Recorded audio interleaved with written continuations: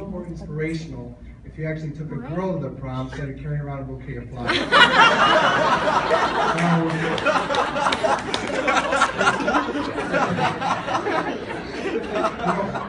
A lot of people commented on Dan's demeanor. He's felt to be very confident in OR. He's calm. When somebody wrote, Dan is not easily intimidated. And at first I didn't know what that meant, but I asked around. And it turned out about a year ago, Dan had a little skirmish with a cardiac surgeon. We're going to rename this. But this surgeon is sort of known as a tough guy. I mean, it's sort of sad, but you know, a lot of our faculty are afraid of him. I mean, I'm petrified. But anyway, this surgeon told Dan, if you don't do things the way I want to do them, then I'm going to perform a procedure on you.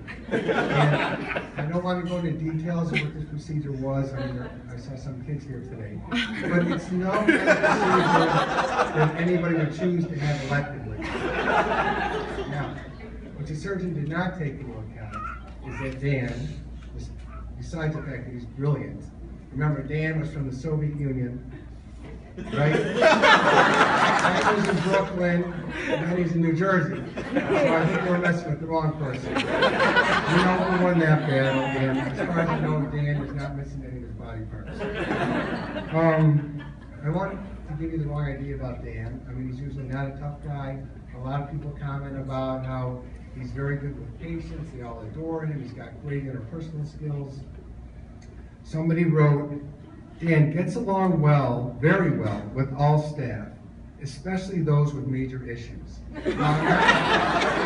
issues we're talking about, we can ask Gary about that later, but I thought that was interesting.